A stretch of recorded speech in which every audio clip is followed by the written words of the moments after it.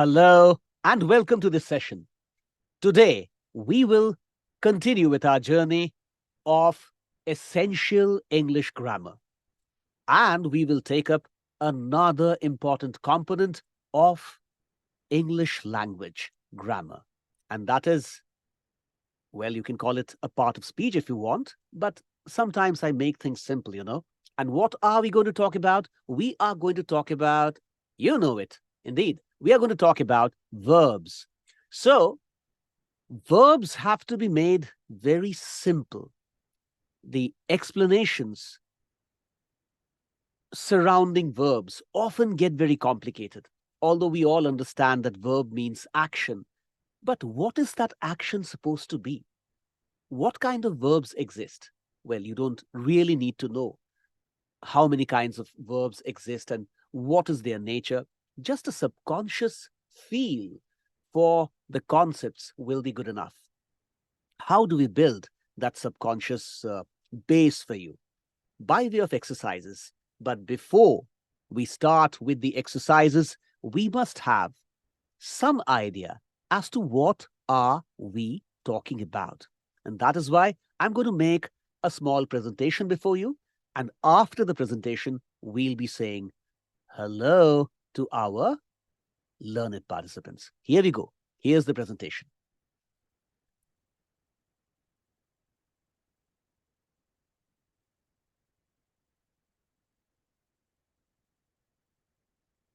All right. So,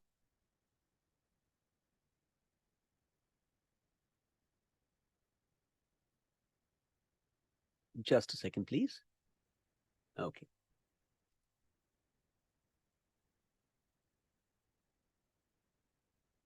Right then.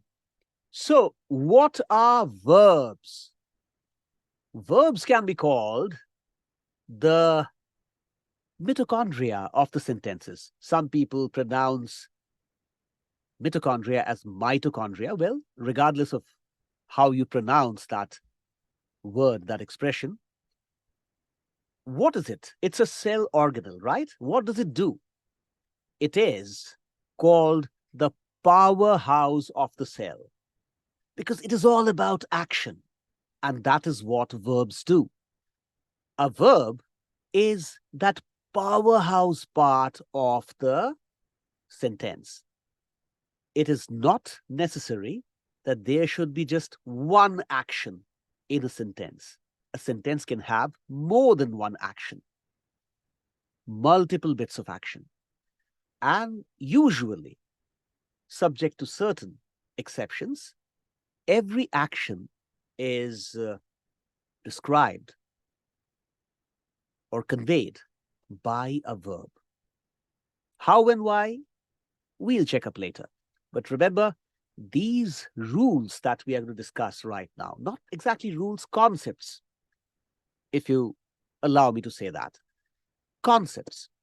These concepts are important only to form that subconscious space, which I referred to a while back. So let's get going, right? Verbs. Some of the expressions might appear somewhat complicated, somewhat technical, but know that they are just complicated in appearance. Actually, they're very simple. Simple concepts. Okay, here we go. Okay, so verbs are the powerhouse of a sentence. I just told you. They express actions, states of being, or occurrences. Now, a classicist might tell me they express action will sound better. Why have you written actions? Sometimes, we should probably give leeway to the common expressions. That is why. So, they express actions, states of being, or occurrences. Now, what is a state of being? Action, you of course understand, right? Speaking is action, laughing is action, running is action, then jumping is action. Speaking, of course, speaking is action, sleeping is action, talk of anything, eating is action. Now, we know what are the action words. But when I say that they can also be a state of being, what am I trying to tell you? A state of being means to be something or to exist. Even to exist is a kind of a state of, is not a kind of a state of being actually. It is a state of being. I am, right? As long a person is alive, we say he is such and such. She is such and such. After the person goes, we say he was such and such. She was such and such. So when we say he is such and such, that means that the person right now is something, is in a state. He is in a state of existence, in some state of existence right now, right? That is the material sense of existence. After the person departs, we say he was. That is the material existence. So the material state of existence is no longer there. So this state of being is also verb. He is, she is, I am, we are, right? We were going there. She was walking there. She is a beautiful girl. Ranjita is an excellent mathematician. So all these expressions tell us what the subject is, or what is the state of being of the subject is. That is what we call to be, right? It is the to be form. We'll understand more as we go along. So let's move on. Or occurrences. Occurrences, of course, are, well, action. That is why we will certainly be considering occurrences as verbs. So words that express action or the state of being, that is, what kind of to be it is. Is it a present to be, or a past to be, or some kind of a future to be? To be means to be in some state of existence. So that state of being is also a verb, because that is actually in an abstract sense. Why in an abstract sense? Even in the material sense, even in common sense, that will also be reckoned as some kind of an action, isn't it? To be in some state, even that being in that state is action. Not so difficult to understand. I'm sure you're making sense of it. All right. So state of being, occurrences, and action, of course, goes without saying, are the verbs. Now, every sentence needs a verb to convey meaning and provide context. Some sentences might be conveying the verb form indirectly, but more often than not, we see the verb component of a sentence standing out quite clearly. Well, all this is theory, I do understand, and I'm sure you also understand that till we take up the examples, things will not completely clear. Theory can be extremely, extremely boring, right? That is why my theory parts are very, very small.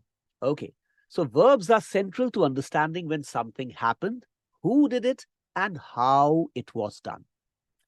Just in case you have just joined us and you haven't followed the lessons earlier, and you are following this as a course, right, on YouTube, then please understand that it is my habit, and this habit hasn't just formed in one day, to read all the stuff that is there on a given slide. Why do I do it? Because if what I say is at variance with what is written on the slide, then there can be some kind of a conflict in your mind. So it's better to read what is there on the slide in verbatim and then explain the stuff. That's exactly what I do. So verbs are, I don't think they need any more explanation here. You can understand that in some way or the other, they are conveying some kind of an action happening. Going forward, types of verbs. I know it's very verbose. The very look of the slide might be giving you some jitters, but don't worry. We have to brave through this. Verbs can be categorized into several types based on their functions. Now, here we'll have plenty of examples. So what I've been talking will become clear now. Action verbs. These verbs describe physical or mental action. What are action verbs? You don't have to remember what are action verbs, although in the exercises you might find them appearing. But just a solved example, or if I solve an example for you, solve an exercise for you, you will know what kind of verb I'm talking about. Do not memorize all this stuff. If you memorize all this stuff, you are not just going to make your life hard, you will also not be able to do justice to your spoken English training. All this stuff is just meant to be read once, and exercises are supposed to be done. That's all. You do not have to remember all this stuff. Do not memorize. For goodness sake, do not memorize. Okay. So verbs, what are action verbs? Verbs that describe physical and mental action. They can be dynamic, like physical actions, or stative, like mental or emotional states. Examples: run, eat, think, love, etc. If you say, Parinita laughed at the joke, laughed at something, that laughed is what? It's a physical action. So it's an action verb. Parinita thought about Jack, her friend in London. Thought. It's a mental action happening. So even that is an action verb. All right. Moving forward, linking verbs. Linking verbs connect the subject of a sentence to a noun, pronoun, or adjective that renames or describes it. Let's not get into this boring theoretical stuff. Let's take up the examples and you'll know it all. The most common linking verb is to be in its various forms: am, is, are, was, were. So examples are: he is a doctor, she feels tired. Now you see, when I say it is kind of a connection, because if you read the first sentence, well, I did tell you that I'll be skipping that, but let's get back to it, because there's one example that will need the help of the theory that has preceded it. So the linking verbs connect the subject of a sentence to a noun. Here you see, she feels tired. Focus on this sentence. She is the subject, right? And her state of being is tired, right? Which is a state of being. Now this verb, this linking verb, feels, is being called a linking verb because it is connecting she and tired. Sounds complicated? Doesn't matter. I'm just telling you that these are some of the rules that the grammar experts make with the intent, with the intent of, understanding the subject, or maybe explaining the subject, explaining how the sentences get formed in the subject. But, no matter how hard they try, they can never come up with a sound theoretical explanation of the language, because the language keeps evolving, the words keep evolving, the expressions keep evolving, and the grammar and the rules also keep evolving with the language. So there cannot be an absolute set of rules. The rules are there for following sometimes and sometimes for breaking, right? I've said this before and I'm saying it again, and I'll say it till the very end of the course. All right. He is a doctor. What kind of a state has he accomplished? Being a doctor. That's why is depicting the state of being a doctor. That is why is a verb, right? So these are linking verbs. He is the subject and his state of being is being joined to the subject with the help of this verb, which is. That is why we are calling it a linking verb. Who cares why is it being called a linking verb?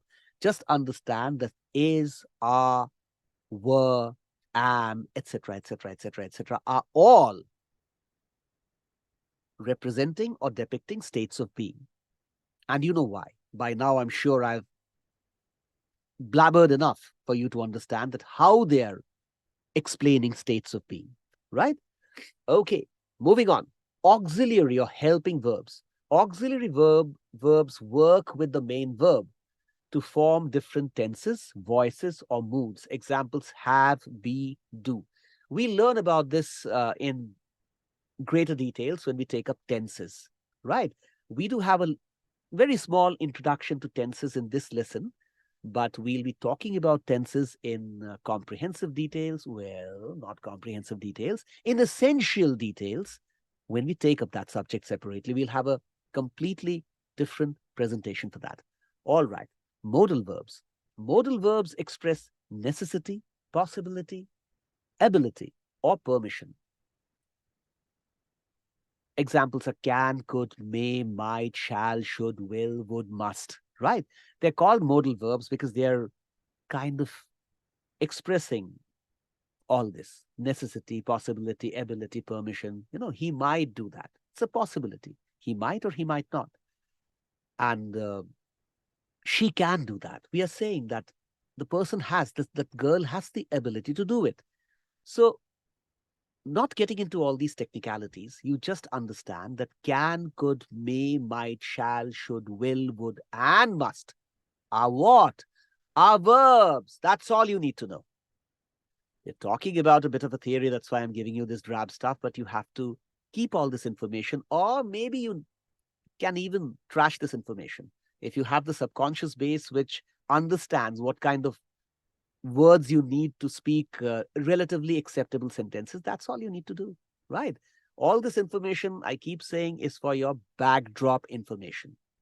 This is not a part of your active repertoire for speaking. All this will be a part of the passive repertoire. Passive repertoire. They might get lost in oblivion someday, but your English will still be perfect, and English will keep evolving and become better. But do not miss out on practice and the 3 methods that I've taught you, right? Trust me.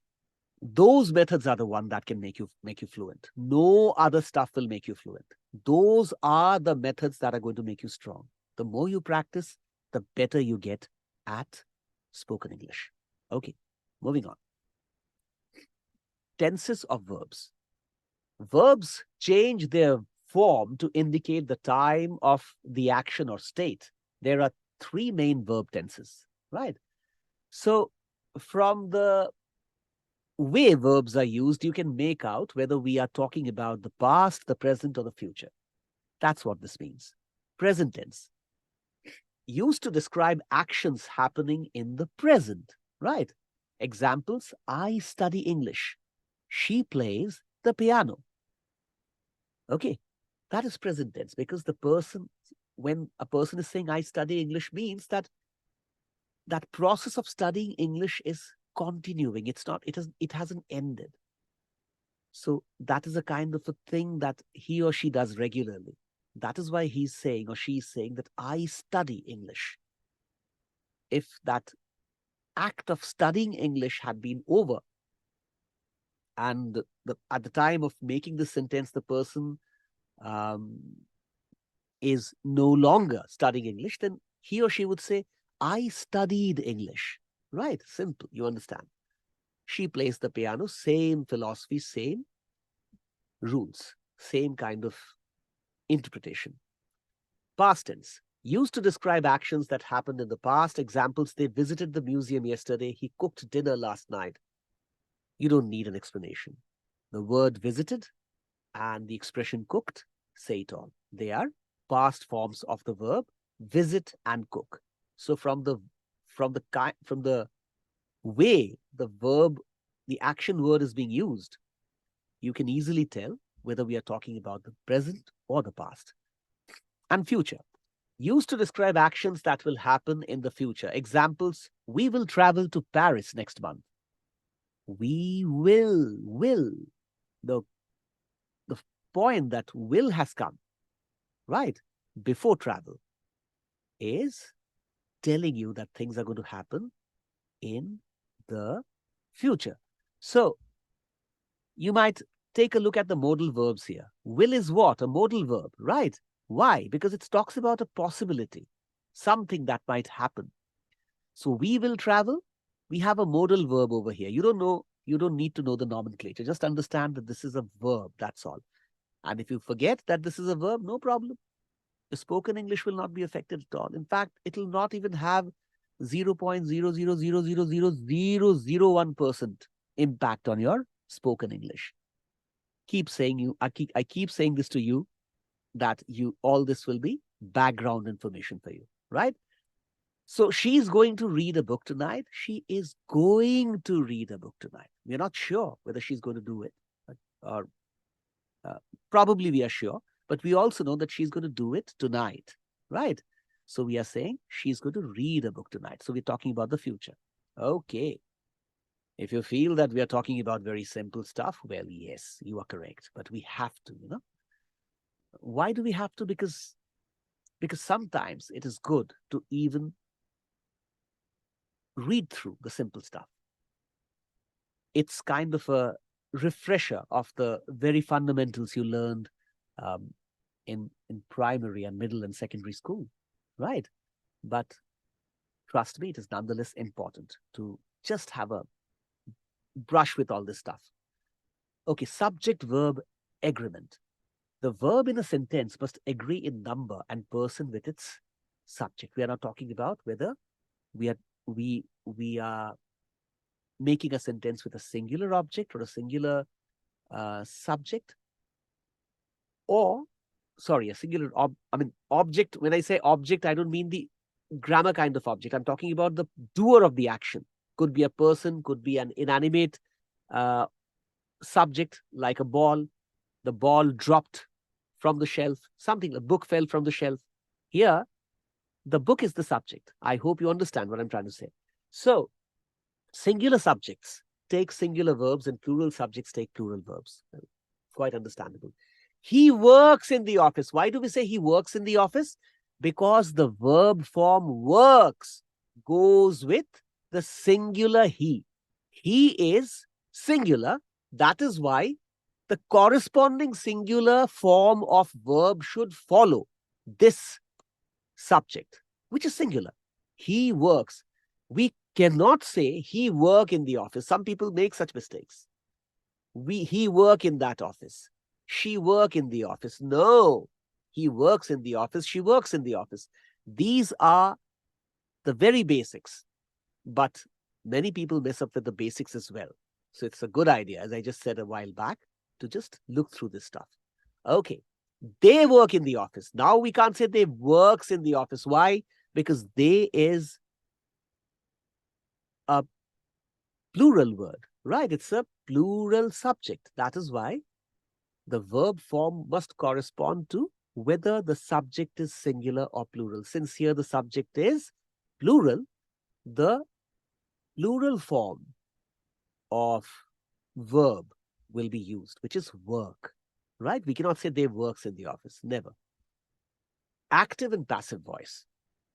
So, getting into the meat of grammar, I tell you, very soon the exercises might appear challenging, right? You don't believe it? Well, let's see, time will tell. So verbs can also be either active, verbs can also be in either active or passive voice. In the active voice, the subject performs the action, while in the passive voice, the subject receives the action. Let's take examples to explain this, right? Examples, active. She wrote the letter. Here, she is writing the letter. We see the subject appearing in the beginning, right? And wrote, that is, we know that she did this in the past. The action was performed in the past. But what she did has come up very prominently. Her presence in the sentence has come up with very prominently as the doer of the action. As the doer of the action. She's doing the action. And doing what kind of action? Writing. She wrote. And what is she working on? She's working on the letter. What is she writing? She's writing the letter. So letter is the recipient of this action. But we can write the same sentence, not the same sentence. We can convey the same import, the same meaning by rewriting the sentence in this way. Passive. The letter was written by her. Here, we mean the same stuff. But here, she is not appearing in this sentence as a prominent doer of the work. Although she's the doer of the work, she's the one who's writing, but she doesn't appear prominently as the doer of the work in this sentence. The letter, the word letter, gains prominence, right? So the letter was written by her. The letter was written by her. She is kind of receiving the action, although she wrote the letter, but the sentence conveys the impression that she is receiving action. Well, that is all I can say, right? There is no mathematical theory that can help me explain with equations and inequations and probably all those complicated integrals to explain how this works. You have to have an intuitive understanding of this. Nobody can teach you English the way somebody can teach you maths. But of course, higher maths is also very intuitive. Mathematics at high levels, at say um, the postgraduate level, for example, is has a lot to do with intuition, right? It is kind of intuition. Physics is also intuition. You have to imagine many things, many stuff. I can tell you, when Einstein said imagination is more powerful than knowledge, he actually expressed a truth that till that point of time, although many people understood, never ever anyone came up with such a beautiful expression, such a great truth. Unfortunately, talk about sciences, talk about the humanity subjects, talk about commerce disciplines, we don't encourage the learners to imagine, because unless you imagine, you cannot appreciate the discipline, right? I was lucky enough to meet a teacher who used to teach mathematics by telling stories. Believe me, she did. What a great teacher she was. So you have to understand that this requires intuitive understanding. You have to imagine it, maybe have your own internal ideas. Internal ideas means the thoughts of your mind, of course. So you might form your own ideas about the concept. The ideas that you are forming may be quite different from the ideas somebody else is forming. But then your ideas kind of customize that concept to your temperament, your sensitivities. And the other person is customizing that concept to his or her sensitivities and temperament. And it's not necessary that the two customizations should be the same. And yet they may convey the same truth. Yet they may lead to similar, if not identical, interpretations, right? Sounds complicated? Forget it. No problem. So the letter was written by her, right? You've understood. In active, the subject appears prominently as the doer of the action, and in passive, it appears as though the subject is receiving the action. Now, we'll do a lot of active and passive voice sentences, right? You will do so much of practice of active and passive that all these concepts will get intuitively ingrained in your psyche. They'll flow in your veins. Okay, no more dramatics. Let's move forward. All right. Gerunds and infinitives. Okay. So some people call them gerunds, and there are other ways to pronounce the word, but forget about that. So gerunds are verbs that end in ing, that is ing, and act as nouns. Like what? We'll soon see. And infinitives are what? Infinitives are the base forms of verbs preceded by to and can act as nouns, adjectives, or adverbs. Let's take examples. Right, let's not get into the complications by just reading this theory. Now, once we take the examples, you'll be able to make sense of what I just read for you. Examples. Swimming is her favorite sport. Now, please understand here, swimming is an action. The word swim is action. Swimming can also be action in the present continuous tense. We'll talk about all that later. But here, swimming is acting like a verb. Swimming is her favorite sport. Just compare this sentence with a sentence like, music is my favorite pastime. Music is my greatest passion. This sentence is similar to that sentence. Music, we know, is what? Is an abstract noun, right?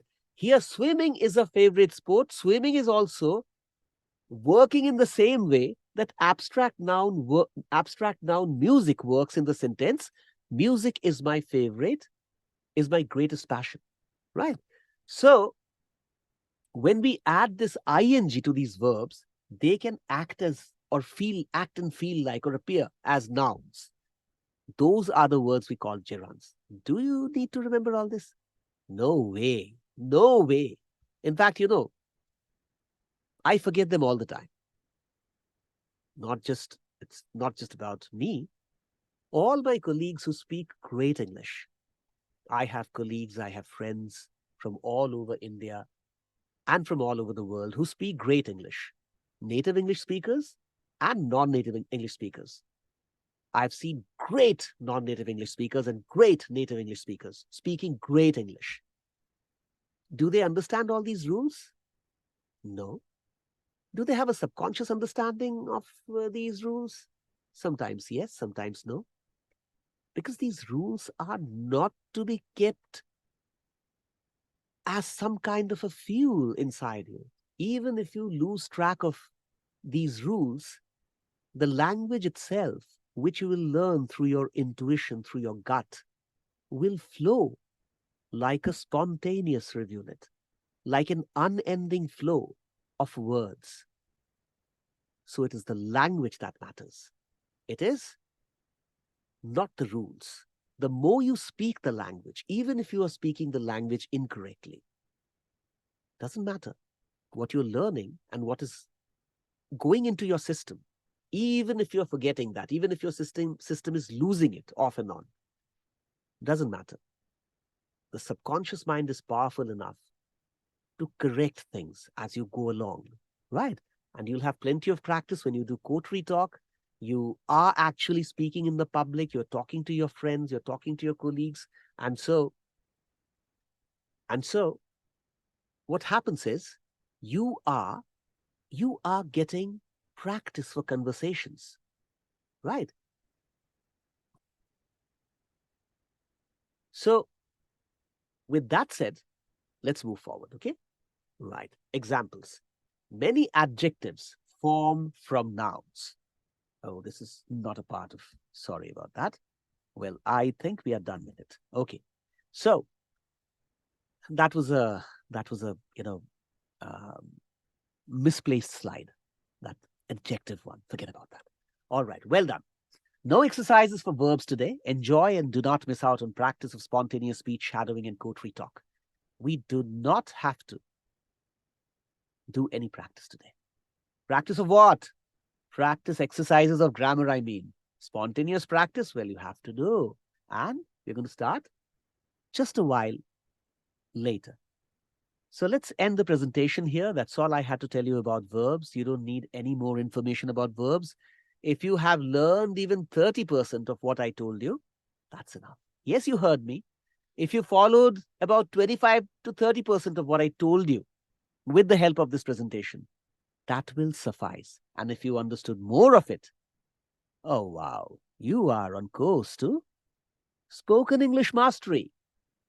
Okay, now let's meet our wonderful participants, the learned participants. We don't have too many today, possibly because this is a day that follows a beautiful festival that celebrates the bond of a brother and a sister. So possibly that's the reason why we don't have too many participants today, because they're still in the festival mood.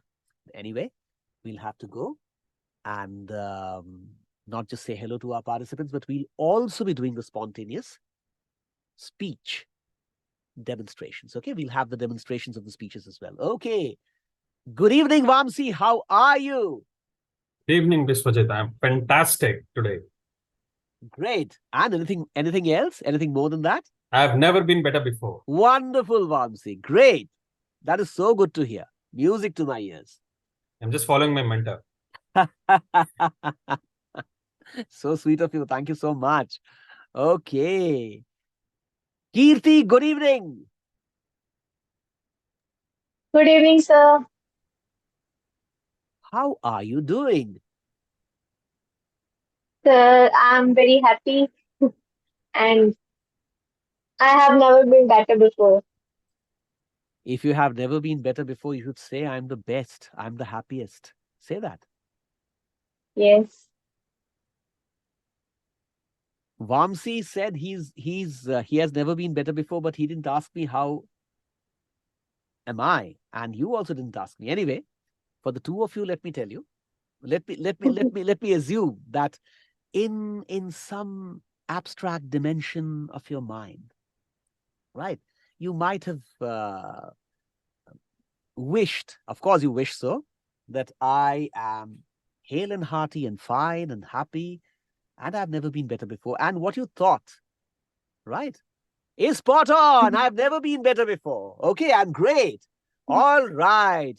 Pallavi, good evening. Good evening, sir. How are you? I'm absolutely fine. Pallavi, just give me a second, please. Yes.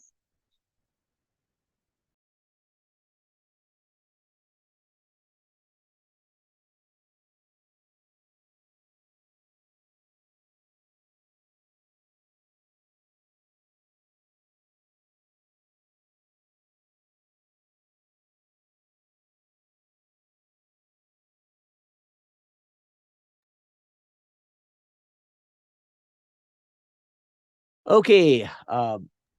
Sorry about the interruption. Yes, Pallavi, good evening. Good evening, sir. How are you? Oh, great. Absolutely fine. On the top of the world. Victorious and glorious as ever. Shining like a bright star. My fervor has actually crossed the limits of Satchidananda. So that's too much to say. Probably I have my brightness. I'm as resplendent as Satchidananda. I'm so great. I'm so wonderful. I'm so divine. I'm so sweet. And I've never been better before. How are you? I'm good, sir. All right. I have Okay. Okay. I You have are never been better before. okay. I'm good and I've never been better. Okay, let me tell you this. I'm not equating myself to Satchidananda. Okay. I just said it because just wanted to say that I'm a part and parcel of the Supreme Lord. Assuming there's a Supreme Lord. Okay, let's always keep that rationality alive. Okay, so not to suggest that you cannot arrive at um, the Supreme Personality of Godhead through the route of rationality. I'm not suggesting that. Okay, but yes, I'm not imposing my thoughts on anybody. When I say Satchidananda, I mean the Supreme Personality of Godhead. By if somebody equates oneself to the Supreme Personality of Godhead, one um, would probably be winning the medal of narcissism, uh, the gold medal of narcissism. So I'm not here to win that medal, right? So I just said that to you so that I can uh, make you say, great, and I've never been better before, with a lot of vibrance and energy. Now go ahead and say it. I know that there's somebody in the room and they might make a lot of fun of the way you say it, but never mind. Go ahead and say it. Say Yes, it. sir. I have never Pallavi. been better before. Better. Go ahead. We have I done the have never comparative. been better before. Better. Uh, Give your best shot. Guess best shot for today. That will not be the best shot for tomorrow. Go ahead. I have never been better before. All right, I grant it to you. Okay, but tomorrow I must see more energy. All right. Thank you, Pallavi. And I do understand that you're a Yes, silent sir. achiever, but sometimes you have to assert, right? And I want to see your assertive self. I want to see your, of course, you're confident, but that confidence sometimes needs to manifest itself in the words. Although, there are people who are confident from inside and they never show their confidence. But sometimes, since we are a family, within the family, you can show your confidence through your words as well, right? That is why I insist sometimes. And Yes, sir, I and I, agree. and I have a purpose. I have a purpose to make you do this. All right. I'll tell you the purpose when we end this training program. That what was my purpose, right? To make you say, Thank you, sir. "Great! I've never been better before." There's a purpose. Yes, All sir. right. Okay, Manisha. Good evening. Good evening, sir. How are you? Fantabulous. Absolutely glorious. At the pinnacle of happiness. I am as resplendent as the brightest star in the sky. Probably, if you place me in the sky, you will see me brighter than the Andromeda galaxy. And and I am more enthusiastic and more energetic than ever before, and all ready to go ahead and accomplish my dreams, and still thinking and bubbling with energy like an 18-year-old boy, wanting to accomplish all that I've always dreamed of doing. And I'm on course. And I'm on the best possible course right now. So I have never been better before. How are you? Same, sir. I have also never been better before. Same. Say it, Uh, exemplify it, elaborate upon what you just said. Let us know why have you never been better before? Sir, I'm doing great, and today was my day off, so I took a rest, and that's why I've never been better before. Come up with something better. Um,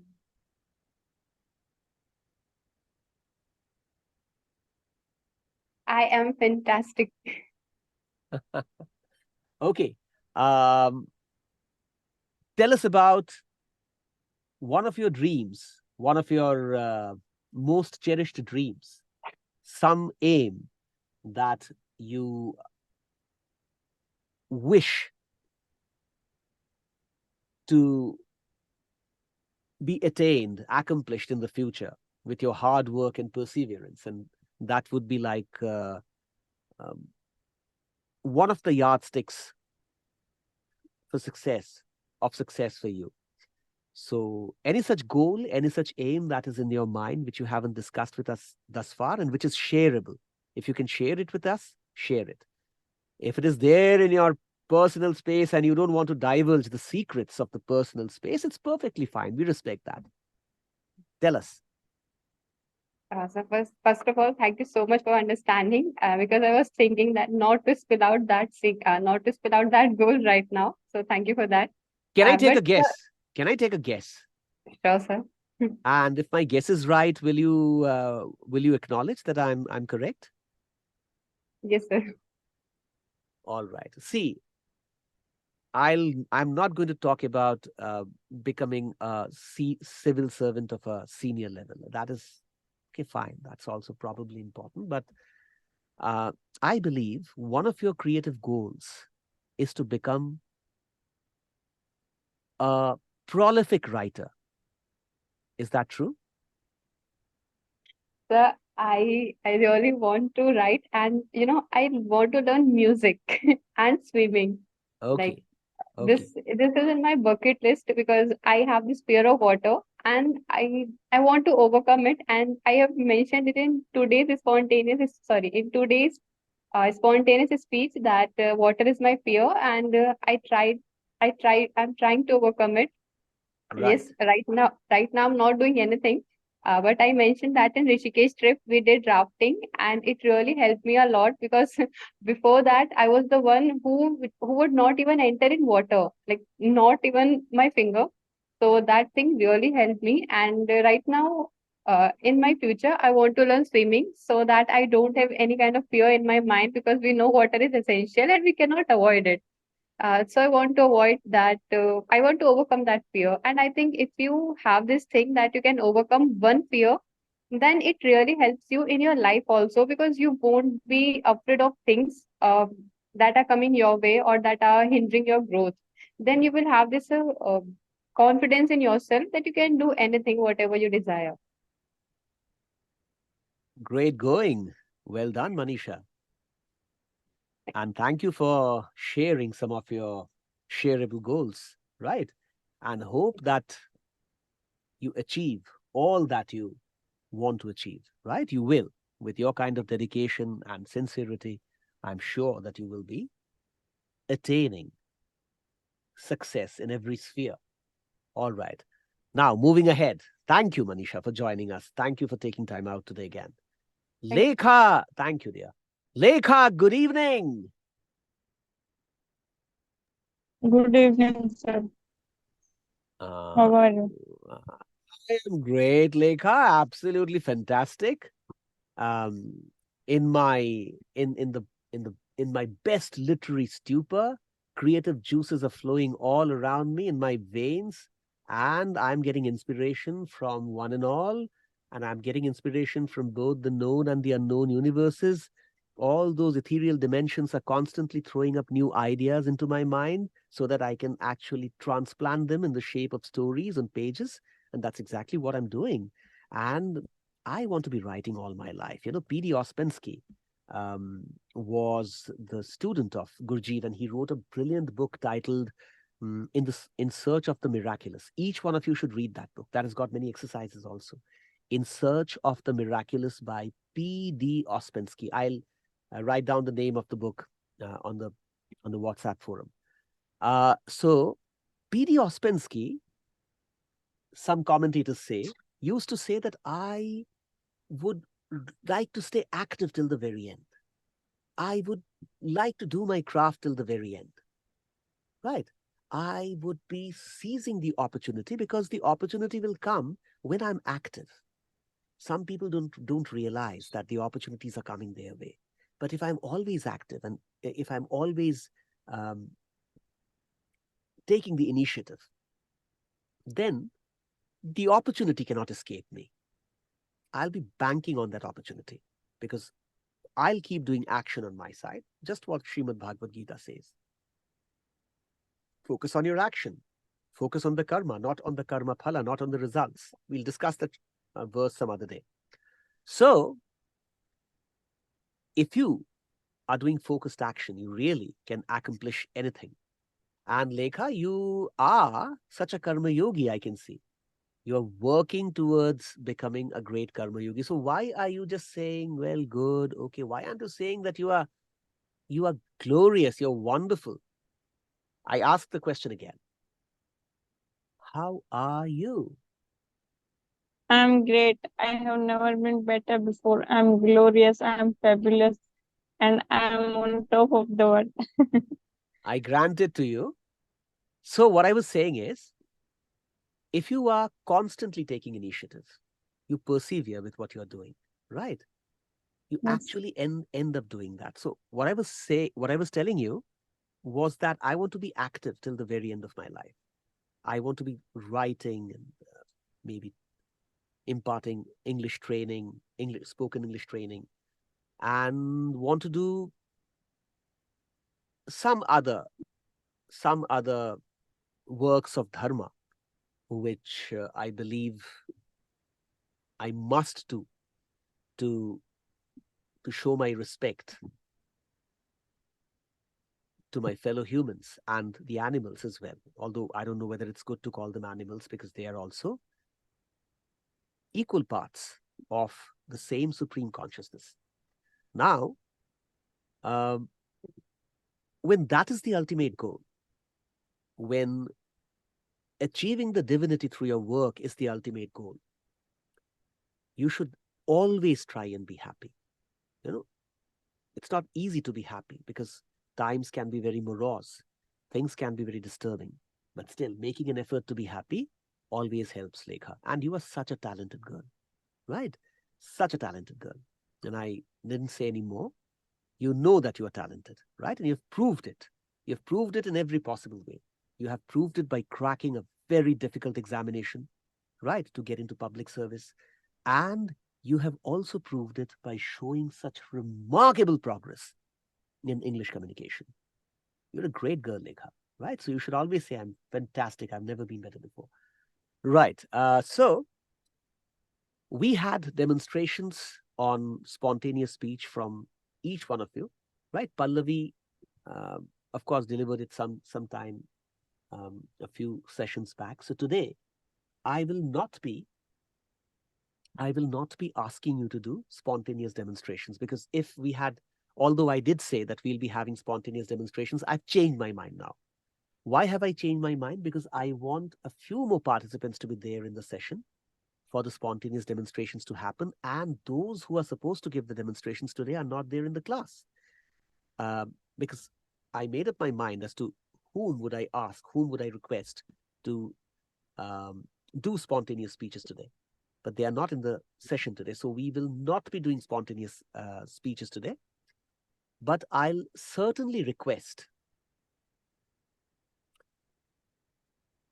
one of you to tell us about any interesting event in your life. That will not be Vamsi. Vamsi, I'm giving Vamsi time. Probably we'll start out with Vamsi's live performances, although this is not performance.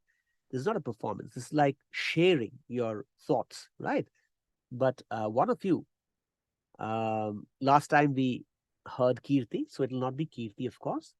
So either Lekha, Pallavi, or Manisha, one of you will have to tell us a story. Any story from your life, some interesting tale. Our life is full of interesting tales, right? Surprising events, twists and turns keep happening. So let me choose one of the three. How about you, Pallavi? Pallavi, tell us about something interesting in your life. Limit it to 10 minutes, okay? If possible, make it short and try not to exceed 10 minutes. And tell us about some interesting stuff in your life. I'm giving you full screen. Here we go. Pallavi, say hello to me, please. Hello, sir. Now you're visible. Go ahead and share an interesting experience of your life. Any experience will do. Anything that is shareable, that you can share with us. You don't have to tell us about any personal stuff. Nobody needs to tell us about any personal stuff. Keep this in mind. Please tell us what you can share on a public platform. Yes, Pallavi, go ahead. Tell us about something interesting that happened in your life. Any event. So right now, there is nothing interesting thing which is coming in my mind right now, because I don't think any interesting thing has happened to me in my life. And I'm coming about the topic which we have given today, like adventure sports. So when I like read that topic, so what instantly come in my mind is the adventure which life has given me, because I have not done so much adventure in my life, because from my childhood to now there were not many chances and many opportunities I get. Because of that, I have done any type of adventure thing. But there are many things and many experiences that has happened to me with my family, some things which are not normal to any family, which is not like happen to any normal family. Those things have happened to my family, and that thing is like adventure for me, for my family, for me and my family. uh, like I want to share an incident about when I was in 10th class. I got a very big injury. Because of that, I got a very big operation at that time. And because of that operation, I was not able to like walk for 6 months. So that period was it was really very hard for me and my family. Because of that, uh, I have suffered like so much in that time. Like that time was such a adventure for me. Adventure, not like that good adventure. Adventure like the life which has given me, because the things which I have faced in that time was really very hard. Like to just sit idle for 6 months, you can't do anything by yourself, and the kind of like depression and anything which stress at that time which I feel at very uh, at very less age, when I think about that time, I just think that how I at that time I was courageous enough to like handle all such things. Like if such things has happened to me in that time, I would not be able to handle those things.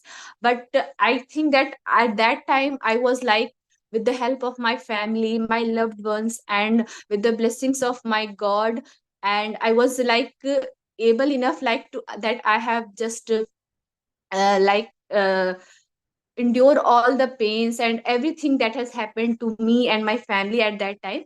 So so I think that this was an really adventure thing, and adventure that God has given us, like to me, that to see that what happened when someone could not walk, so what the difficulties what they faced. So that things that I like see I saw at that time. So that feeling, that thing that happened to me in that time, I always like take care, I always like keep in that in my mind, that yes, there is effect of that today also.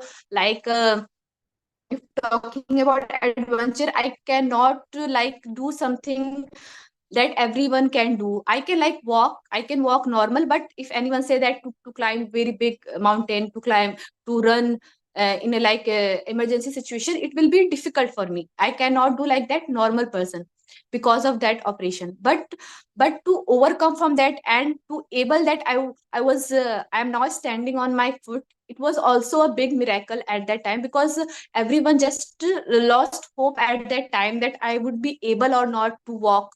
So to overcome from that time, and now working in office and doing all the house chores, and just like uh, doing things for my family. And like my family at that time, they used to say that my family used to, I was like a burden for them at that time, I think so. So at that time, I remember that I used to like pray to God and to say that someday in my life I will do something for my family. The things that my family has to bear because of me, I will like repay everything for them. I will like fulfill all their dreams, whatever things my parents want, I will fulfill them because of me, the difficulties they have faced. I always, there was always an aim in my mind that I will do, and I will just like, I want to just give all of things to my family. The one of the dream was to like we have never our home. We always like from childhood to now time we are living in a rented house. So my dream was to give like when I will do job, I want that I give them, I want to just gift a house to my father and mother. That was my dream. And if everything will if everything will be going well, in so in the next month, so it is possible that I will give them a home to my father and mother, because it is in process. So if God help me, if God will be with me, so the one aim of my life which I have dreamt of like from my childhood, like from I was in the 10th class, so I am going to like fulfill that one dream. So it will be like the happiest day for me when I will just give them the house to my parents. So I am waiting for that day, that when will day that when will they will come. So it is really very interesting time and really interesting moment for me. So I think that moment will be interesting part. So because the happiness at that time, I when I will see in my parents eyes, will be like very it will give me like at that time also, when the process which is going on and how happy they are now. So when I see them, I just feel like I have like do at least something in my life, it feels like that. So yes, I want to say I'm just getting emotional, so I want to say these things simply at that time. Thank you, sir.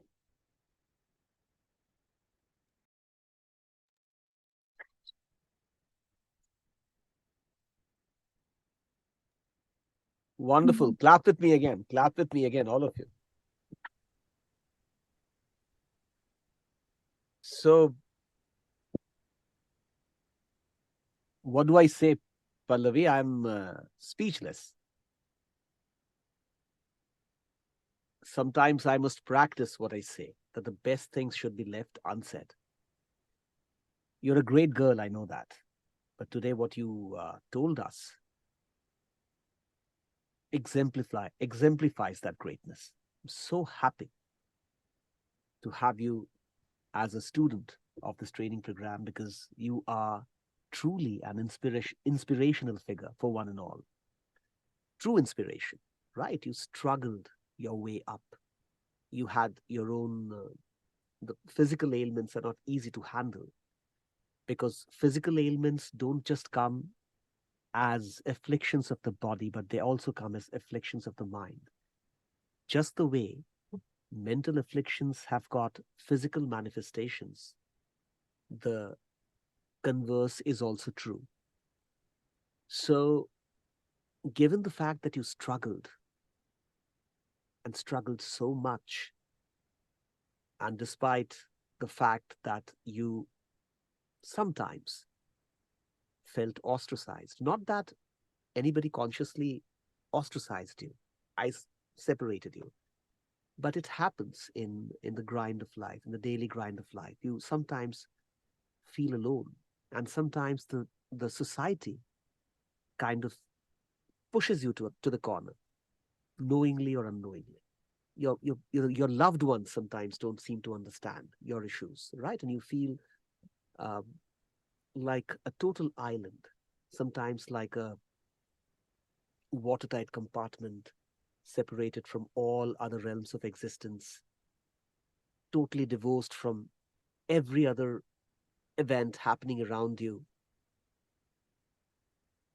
From that kind of a state, if you can rise like the phoenix to where you are today, nothing is impossible for you, my dear. Salutations to you. Salutations to you. I'll say no more. Just this, that Thank you. you have a new fan in the world, right? I'm sure there are many who your cousins and your friends who must be uh, looking up to you as a great model, a role model, and you have another fan in that list, and that's me, right? So let's see what your friends are saying about you. All right. Lekha says, wonderful, Pallavi. You are so good. How can someone be so cute and beautiful by heart? And then there's a sweetheart that she has sent to you. You have done a great job to give your parents a house.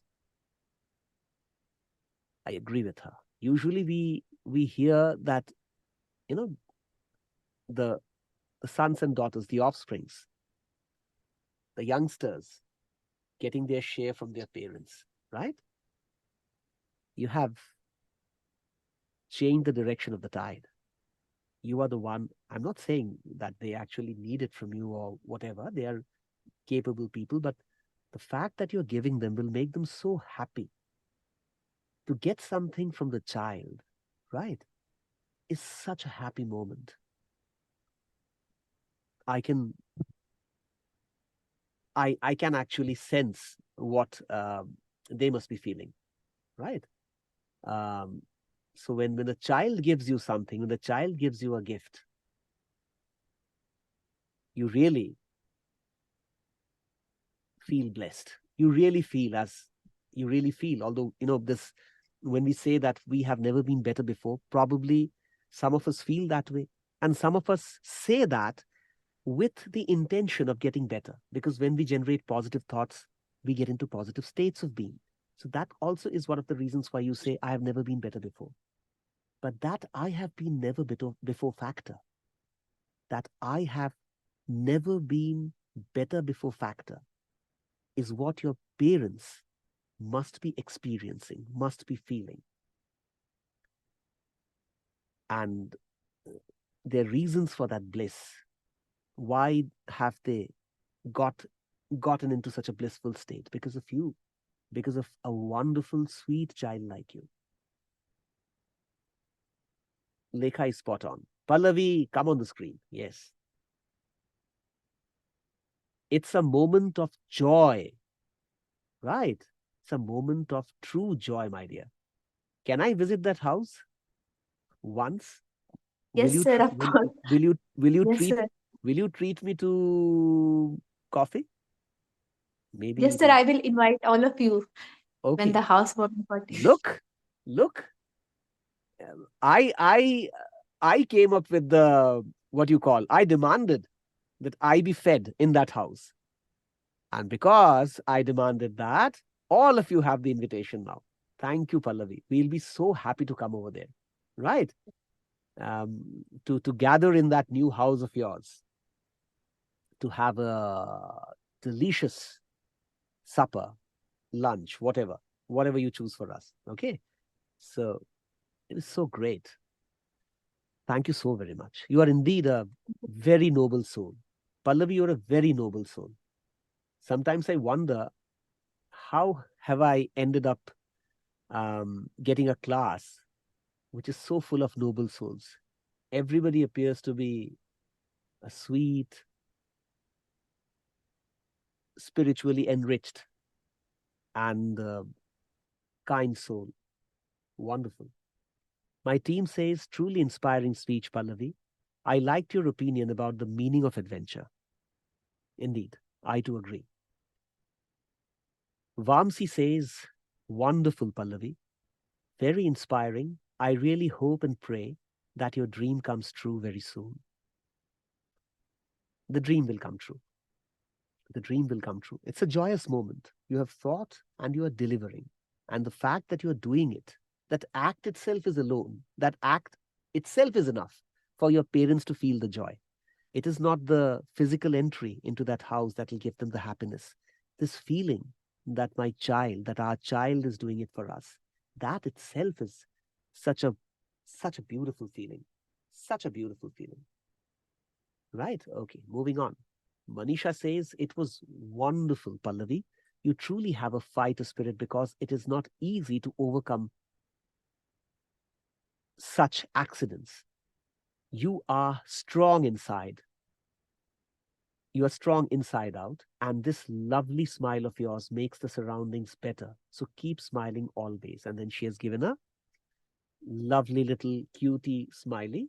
And then she writes, you will own a house for sure by the next month. As it is said, God helps those who help themselves. Please invite us in your house warming party. Surely we'll be there at the housewarming party. And even after the housewarming party for an exclusive party. Okay, housewarming party probably will be open to even the relatives. But thereafter, this exclusive family should also get time with you. Okay, in that same house. Proud of you, Pallavi. Learned a lot from your champ, and then you've got the trophy. You've got the trophy from Manisha, and you deserve that trophy, right? Manisha couldn't have been more correct. You deserve all the accolades that are coming your way. You're such a great girl, such a kind, wonderful, sweet, noble soul, and so intelligent, right? You fought your way through. Kirti writes, you are an adventurous girl in your life, dear. You are such a brave and determined person for accomplishing your aims. You are a lovely and a respectable person. I like courageous people like you. May God bless you and fulfill all your wishes very soon. I admire you indeed. And she has given you more than hearts and more than smileys. She has sent you kisses, okay? For my coterie member Pallavi. All right. So nice to see that your team members, your co-learners are um, so affectionate towards you, right? Sorry about, I'm not making excuses, but my entire system is kind of blocked, right? Because of the bad cold that I have. So sometimes okay, maybe I'm making excuses, forget it, okay. Lekha, mute, okay, no, this is done, okay. Pallavi, all right. Pallavi says, thank you everyone for your warm wishes. And then there are two beautiful smileys, two dreamy smileys in the heart. Thank you, everyone, for your warm wishes. Pallavi, thanks, everybody. Okay. Right then. A few announcements to be made here. And I'm sure by the time you are watching this as a YouTube course, the videos that I'm going to talk about now will be out for you to watch. Now, I want to live stream my writing sessions, right? When will I be live streaming them? Maybe after a couple of days. I'm not completely sure. Not completely sure when will I be starting it out. I will certainly be sounding you all. I'll be sending you messages, right, on the WhatsApp group. And of course, I'll be leaving a messages for all my subscribers. You know very well that this YouTube channel has not been advertised thus far because I wanted it to be more of an academic channel. And I wanted only those people who are learning and probably who are seriously interested in picking up English, spoken English skills, should join.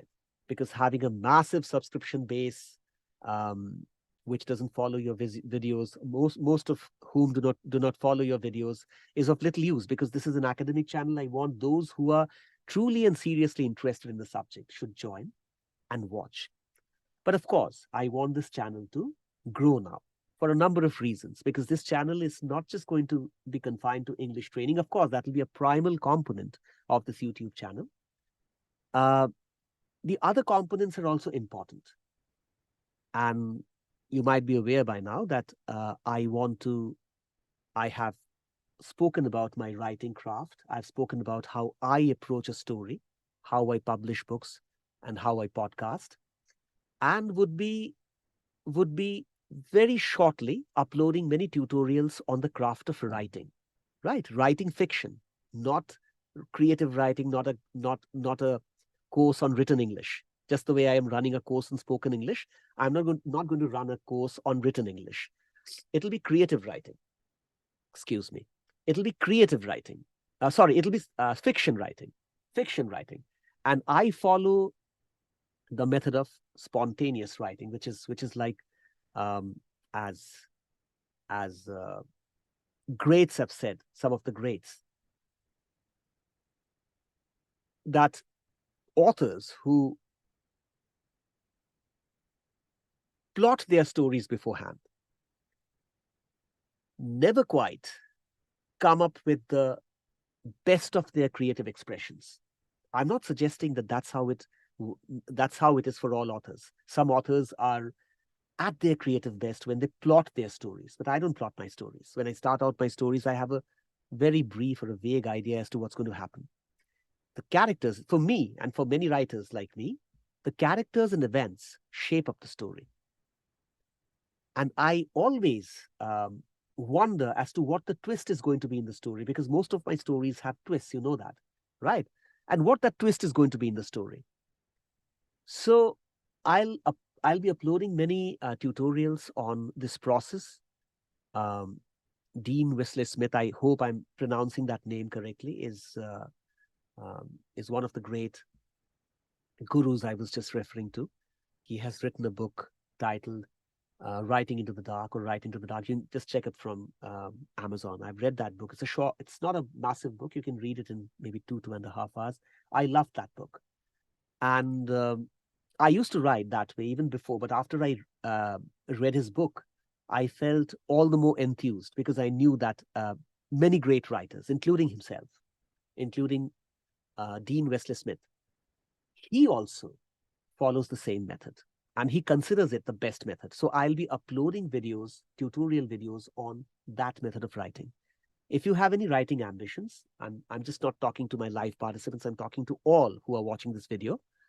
If you have any writing ambitions, if you want to be a fiction writer, and if you want to follow my method, probably watch me develop those stories will be inspiring you, and probably will also be helping you to sync your creative time with my creative time.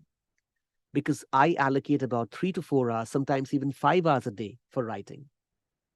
And because unless I write in voluminous quantities. I'll not be able to generate so much of stuff. And trust me, I do not believe in writing with artificial intelligence.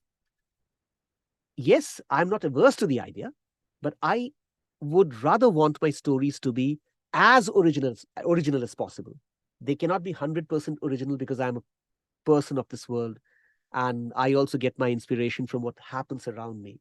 So nothing is original. No story ever written has been 100% original.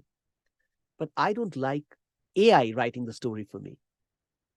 I would want my stories to be my own stories that have come out of my own imagination, the raw materials that are hovering in my head. I want those raw materials to get organized and form a story so that the reader can enjoy, so that the person who's watching the movie made on my screenplay can enjoy. I do my screenplays also in the same way. All the documentary films that I've written, all means so many of them, right? Hundreds of them. I wrote every documentary script with the same approach, without knowing as to how I would proceed, unless, of course, there were specific instructions from the producer. I always approached my scripts for documentaries without knowing where I would be led. I let my imagination take charge of those scripts. As for my novels and short stories, I always let my imagination take charge. I always allow that creative faculty to take charge. So if you are interested in writing and writing my way or writing your way, if you are interested in writing my way, you can watch how I'm writing the stories live now, because all those videos will be live streamed. And if you don't follow my method, still you can sync your creative time with my writing time. If that helps you, that is. I'm not saying that you have to do it. If that helps you, because when we feel that we are working together, we work better. That's the only idea. So as for the live participants over here, I'll be making this announcement again in the next class when I have more participants. I would request you all to kindly join the stream, if not for 3 to 4 hours, at least for a while, okay? And leave your comments on that, because that always helps. As I said, that I'm now trying to grow my channel gradually, and probably I will soon be advertising it as well, because thus far my intention has been different. But now I want the message to go loud and clear, because I'll be taking up this program not just with the live virtual participants, but I want to take it to those who are supposedly downtrodden, who don't have the opportunities.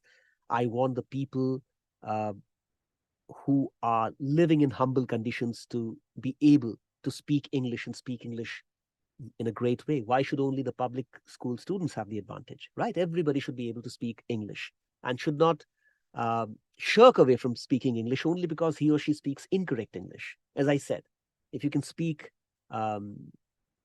incorrect Kashmiri, if you can speak incorrect Konkanese, you can speak incorrect English. It's just a language. Let the slavish mentality not dominate over you. This idea that if I don't speak good English, what will people say about me? That's a slavish mentality. Shun it. Kill it. That slavish mentality will prevent you from speaking good English. Good English does not mean correct English. There is nothing such as correct English. There's nothing such as absolutely correct English. Good English would mean lucid English, even if it has certain incorrect expressions. Doesn't matter, right? So please join me for my live streams of spontaneous writing, and also do watch my videos on writing tutorials. And I'm not sure whether I'm going to do it, what I'm telling you right now, but I probably will do it. I'll also come up with some tutorials on podcasting. That's going to happen later, because my team is already, overburdened with the work that we are doing right now. You do understand that such longish lessons are to be edited with a lot of care. And my team is doing a wonderful job. And I will probably not overburden them with more work by doing the podcasting tutorials now. But yes, the writing tutorials are coming up. If you are interested in writing fiction, my dear friend, okay, the one watching me on the YouTube right now, and all my learned live participants, you can follow my live stream and the writing tutorials that will be following, right? Thank you very much for watching, and thanks to Pallavi again for that very inspiring story. And thank you, Vamsi, for joining. I do understand that it's a very demanding job that you're doing. Not easy for you to manage the class. The fact that you are so dedicated to the cause of improving your language skills is a testimony to that zeal to excel that you have inside, right? It's wonderful. Manisha, thank you so very Thank much you. for joining. Thank you, Vamsi. Manisha, thank you so very much for joining. I do understand that your job is also extremely demanding. You are in a sensitive position. All of you are handling difficult jobs in the government of India, and the level at which you have entered is considered to be the most important level. For me, it's such an important level that it is the level at which the base of the work is being formed. Unless you prepare that base, others cannot work. You all are the ones who are supposed to be collating all the raw materials and making sense of it, making sense of the laws, the rules that go into organizing them, interpreting statutes, interpreting acts, and then giving shape to that basal material, that rudimentary stuff that you have before you, that raw materials that you have before you, and you make a cake of it so that the senior bureaucrats can understand. And then you feed it to the senior bureaucrats. It's not an easy job, right? Very difficult job, very difficult job. Yet, all of you are finding time. So, Manisha, I understand what kind of obligations you have, like responsibilities you have. Let's not call them obligations, it's public service, so responsibilities. Kudos to you for joining. Kudos to you for being such a regular student, regularly finding time out for the sessions and practicing regularly. And very shortly, I'll be commenting on each one of your speeches. Okay. Lekha, likewise. Thank you very much. Thank you very much. Thank you, Manisha. Thank you so much for finding time for us, Lekha. Yes, day before yesterday, we missed you, right? Because you are such a regular participant that we missed you. All of us missed you because you are there. No matter who's there or not, you are there. So we missed you so badly. Okay. So I was not here in Delhi. I know. went to my village. I see, I knew it even before you're telling me this.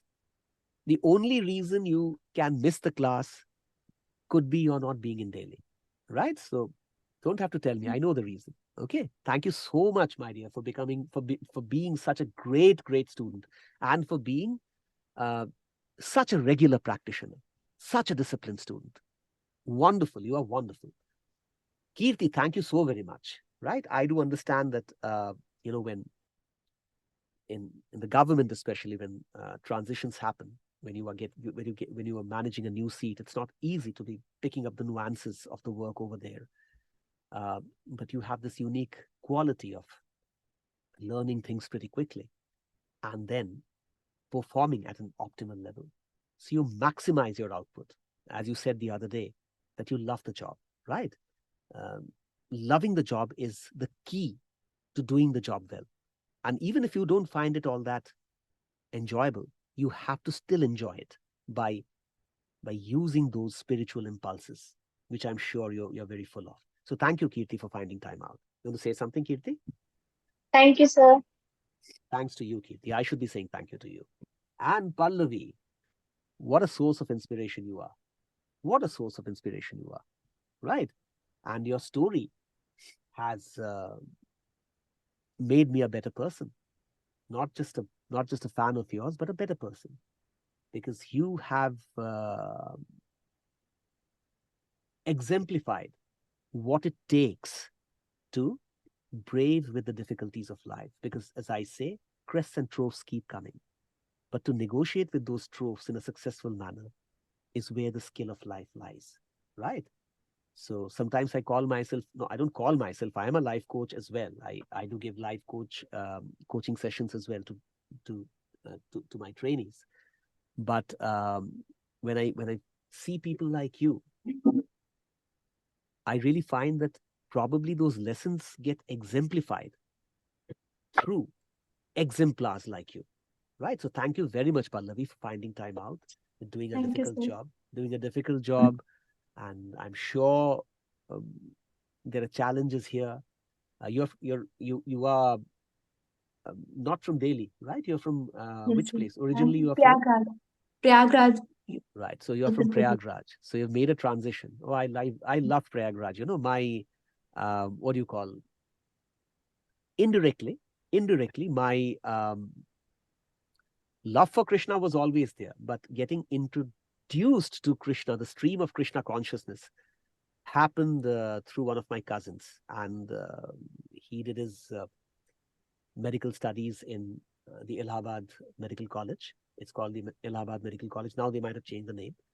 So Prayagraj happens to be such a dear place to, so dear to my heart. Whenever I go to the You should Sangam, definitely come to Prayagraj because the house that I will give to my parents is in Prayagraj. So what? you have to come there. I Yes. will come with the entire family, right? Yes. And I'll ensure Vamsi also comes. And I'll force him to fly to Prayagraj. Don't worry. Okay. All right.